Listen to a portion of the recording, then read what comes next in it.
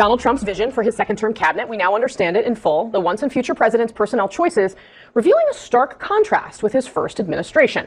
So among Trump's picks this time, an independent with the last name Kennedy, who supports abortion rights, more than one former Democratic presidential contender, a centrist Republican who is favored by the Teamsters Union, a man who fundraised for Al Gore and advised George Soros.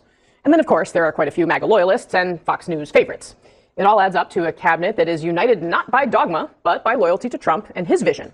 Over the weekend, Mike Allen and Jim Vandehei writing this in Axios, quote, lost in the noise of Trump's most controversial picks is the simple, undebatable fact that this might be the most ideologically diverse cabinet of modern times. The team represents the Trump worldview. Traditional conservatism is dead, and its biggest lifelong advocates neutered to the point of irrelevance. A Trump transition source told us that most of the picks are a version of Trump in their thinking and approach. They're fearless disruptors who can walk into these buildings and know they have a mandate for reform and change. God's honest truth, I kind of always thought Trump would win until maybe the final days just because it felt like Kamala Harris had this real momentum. But the signs were there. And I talked to, I have a very diverse friend group, family, like people who vote different ways. And I have felt like there was a yearning in this country that people wanted Donald Trump back. And the most common thing I heard this entire election cycle was, I don't like his personality. I don't like the way he talks, but my life was better when he was in office. And I'm in this position where I feel a bit unburdened by what has been. I'm going to wait and see. He's not been sworn in yet. I'm somebody who probably agrees with 75% of his policies. If he focuses on creating jobs, on bringing down the cost of living, securing the border in a responsible way, and being tough on America's adversaries, I'm all for it. What doesn't mean we're not going to call balls and strikes when he does things that are beyond the pale or he uses words that are offensive to people, then be ready to call that out. But I just think I'm kind of shying away from this sort of apocalyptic, it's all, we need to be like losing sleep over it. The American system of government is strong. It's held. There are checks and balances, even if my party's in control of the House, the Senate, and the presidency. And I think we should I root for America, so I root for a smart, serious Donald Trump presidency. So I think what we're all saying is we're going to sit and watch. We're going to wait and see because we can't do anything else except. I'm not going to wait and see. I mean, this guy's told us he's a retribution. What are you going to do? What are you doing? Like, there's nothing to be done until you know what you're fighting. It's pissing in the wind doesn't help. You just get a wet face. But I mean, what I'm saying is I have no false expectations that at 78 he's going to all of a sudden turn into another human being. And I'm not going to spend. I spent weeks telling people that he was apocalyptic. I'm not going to change now because it's still the same man. Treating every single thing like I think that's when we lose credibility. Well, here's the thing: you lose credibility in many different ways. If you don't know what you're talking about and you accuse him of something, then they're going to blow it back. That's why I say we need to wait and see exactly what you're going to do. This really gets at it. Look at this. The party ID among those who regularly use X/Twitter for news. Back in 2022, 65% of those who regularly use Twitter/X for news were Democrats. Just 31% were Republicans. Look at where we are today. Just a completely different picture. Now it's basically split between Democrats at 48%, Republicans at 47%. And what I should note, Mr. Berman, is this new overall makeup matches the overall electorate. But let me be very clear here. You have Project 2025, which is a piece of paper. No. But wait, David, come on. I'll give you an example of what they want to cut. They want to put lifetime benefits on Medicaid, which effectively means that if you have cancer or you're in dialysis and you hit your limit, you're out. They want to put lifetime benefits on housing, which means that if you hit them, you're homeless. So there are things in this budget that are non-discretionary, David, that you talked about, that this administration has embraced, which is why they put Russ Vought in charge of this whole enterprise to effectively eradicate things that you think are inviolable, but in fact are very much in the scope of what Donald Trump ran on and something that the people around him want to do. So it's not just a question of DOGE, it's a question of holistically what they're targeting. And they're not just targeting that rat mole museum, which God bless if that's all they want to do. But if you look at what they've talked about targeting, it is much broader than that. It actually affects people's health care. It actually affects where people live. And that's a problem. That's actually a seriously huge problem, not just for Democrats, but for some Republicans who I assume don't want to throw grandma off of dialysis because she hit her lifetime limit on her health care benefits. Yeah, Jim, where's Daniel Dale when we need him, buddy? This is a Snopes moment.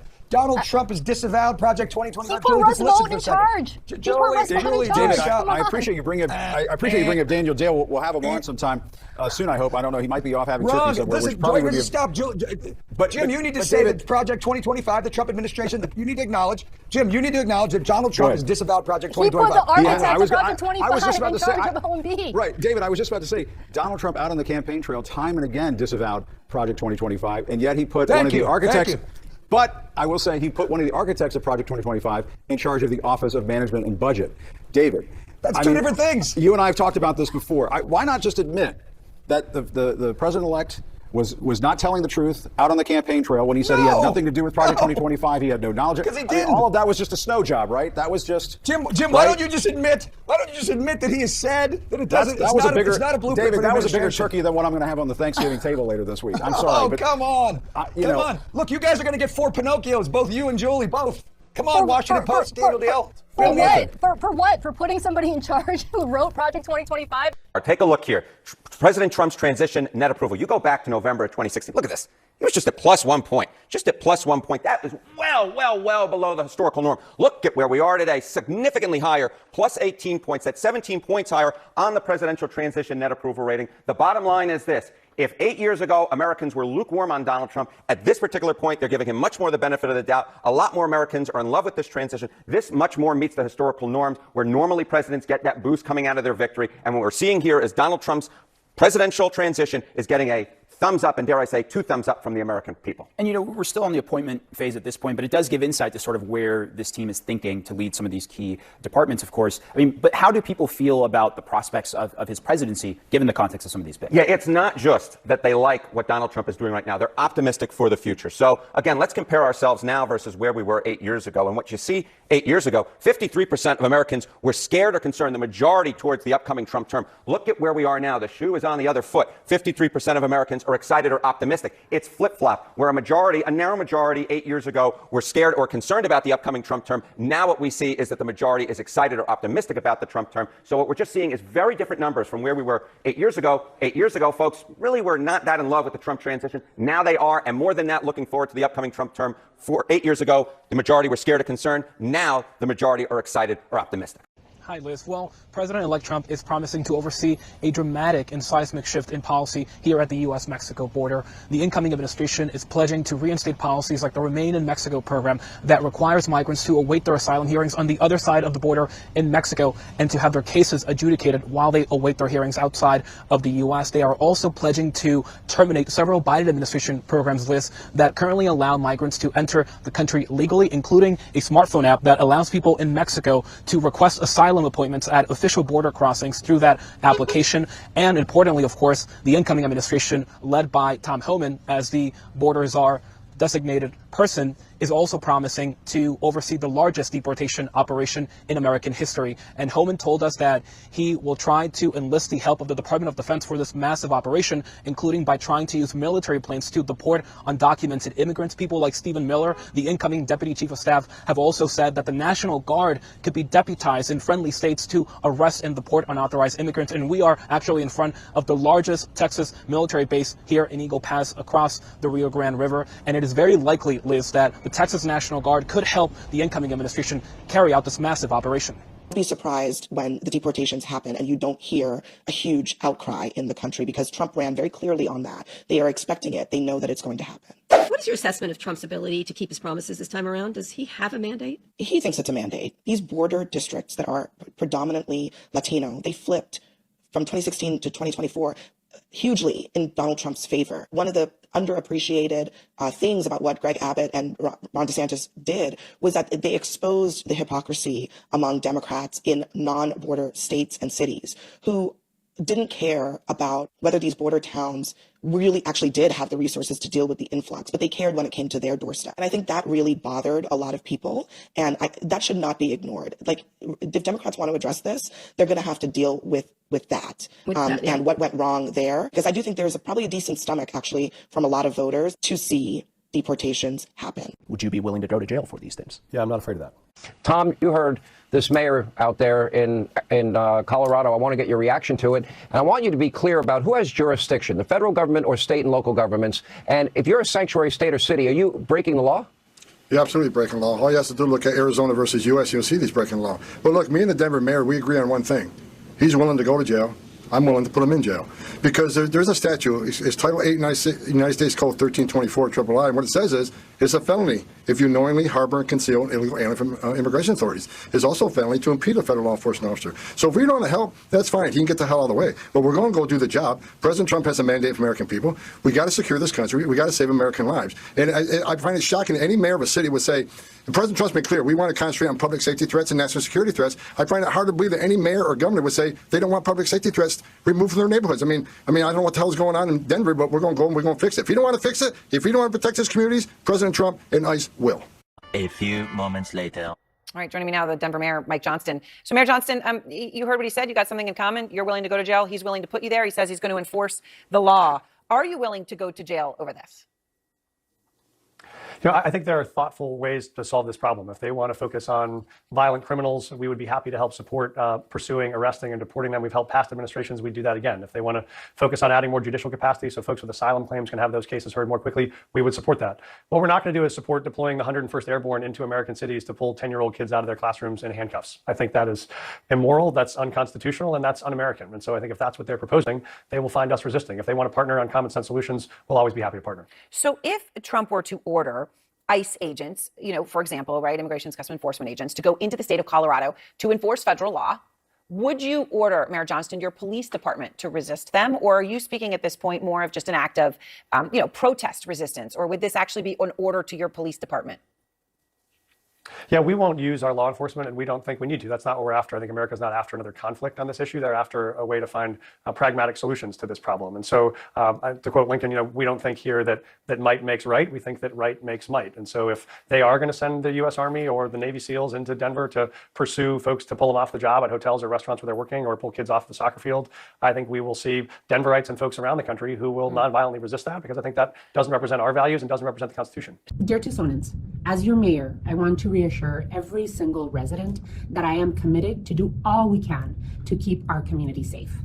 I am deeply troubled by President-elect Trump's plans for mass deportation. I believe they are cruel and immoral. I will work with our police chief to make sure that our focus remains on protecting and serving Tucsonans. Here in Tucson, we know how to stand up and fight against hate and racist laws. Part of our history is coming together with our faith leaders and other organizations to protect children and families from separation. I am unwavering in my commitment to this fight. While we do not have specific details about how mass deportations will be carried out by President-elect Trump's administration, we do know that it will be painful to children, families, and our immigrant communities. We do not have the exact details as to when and if Proposition 314 goes into effect. We know that this hate-filled proposition draws from SB 1070, the Show Me Your Papers law. We are a compassionate city that knows that we are stronger together and that values our multiracial heritage. Justice will prevail. What you've done is not only protect the state of Texas and the citizens of Texas, you are protecting this nation. It's a shame we have other governors and other mayors who are right out of the gate have said they're going to push back on President Trump and what we're trying to do, especially for interior enforcement. Let me be clear. There is going to be a mass deportation because we just finished a mass illegal immigration crisis on the border, where anybody can look at 9 out of 10 people claim asylum at the border will end up with an order removal. So you can't ask for the right to claim asylum, the right to see a judge, the right to due process, and we give you that due process, and at the end of that due process, a federal judge orders you removed, we have to remove them. Because if we don't, shut down immigration court. Those orders don't mean anything anymore. Take you guys off the border because there's no consequences. So you can't demand due process and the right to claim asylum and not obey the court order. That is why there needs to be a mass deportation. We got a mass number of people, millions of people who will get a final order and be order removed. If we don't do it, what is the option? Let them stay? Because if you let them stay, you'll never fix the border. You're going to send a message to the rest of the world. Enter the country legally, which is a crime. Ignore a court order. You never have to go home. We're telling the whole world it's okay to enter this country legally. You never got to go home. We're a nation of laws, and we're going to enforce the laws. The men and women of ICE, they're going to have a tough job ahead of them. And I'm sending a message for people that say they're going to get in our way. They're going to stop us from doing what we're doing on an interior enforcement operation. I've said it 100 times in the last week. Don't cross that line. It's a felony to knowingly harbor and conceal an illegal alien from immigration authorities. Don't test us. The nation wants a safe country. We've had enough crime in this country, illegal alien crime. It's time to end it and stop it. President Trump's committed to it. He's committed to securing this border. He's committed to having this mass deportation operation and concentrating on public safety threats and national security threats. For any mayor or governor who's going to push back on removing public safety threats from your community, that is your number one responsibility. You ought to be teaming up with us. We've created the biggest national security vulnerability in this nation on the southern border. Because, like I said, 2 million known gotaways. We don't know how many unknown gotaways. Already recognized. And you know, Tom Homan, you got a very, very powerful weapon that the Democrats, when they're in power, use against Republican administrations, state and local, all the time. Federal funding. If you have a governor who says, I'm not going to cooperate, I'm going to block you, well then, federal funds should be slashed to that state, and I mean hugely so the people of that state understand that the governor is the responsible party, that the mayor is the responsible party. They can beat their chest about being sanctuary cities all they want. They're part of the United States, whether they like it or not. This is a federal issue. Even the governor of Texas, he's the one trying to enforce federal law against the Biden administration. That won't. But these states, much like the Confederacy, they want to go on their own. They want to do their own thing. To me, you've got a powerful weapon, among others, which is, okay, no federal funds. Boom. Last thoughts. And that's going to happen. I guarantee you, President Trump will do that.